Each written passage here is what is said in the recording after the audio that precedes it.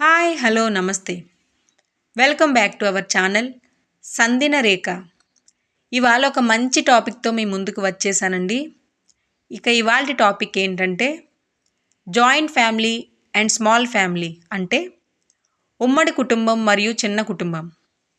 మన చిన్నతనంలో ఒక పెద్ద పెంకుటింట్లో మన తాతయ్య నానమ్మ, పెదనాన్న పెద్దమ్మ, బాబాయ్ పిన్ని, అత్తయ్య మామయ్య, అమ్మ నాన్న, అక్క చెల్లి, అన్న తమ్ముడు, ఇలా అందరూ కలిసి ఒకే ఇంట్లో ఉండేవాళ్ళు.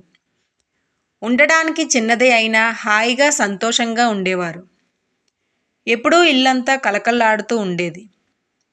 పండుగలకు వస్తే తాతయ్య నానమ్మలు, పెద్దమ్మ పెదనాన్నలు ఇంట్లో వారందరికీ బట్టలు కొనిచ్చేవారు.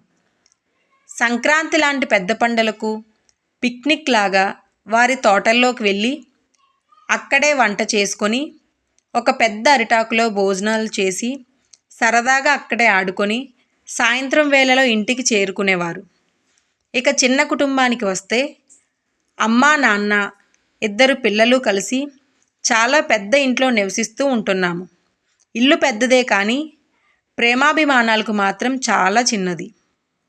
నానమ్మ తాతయ్యల దగ్గర ఆరుబయట ముందు మంచం వేసుకొని వారు చెప్పే కథలు వింటూ పడుకునేవారు మనలో చాలామందే ఉండి ఉంటారు.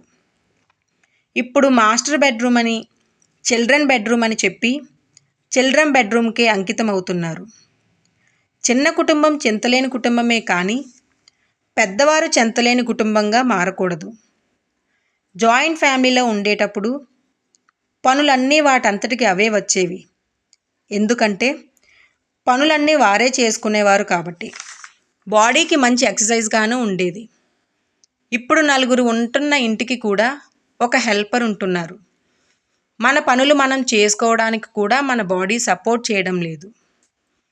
జాయింట్ ఫ్యామిలీలో ఉన్నప్పుడు ఇన్కమ్ తక్కువగా, పెద్దవాళ్ళ వెల్కమ్ ఎక్కువగా ఉండేది.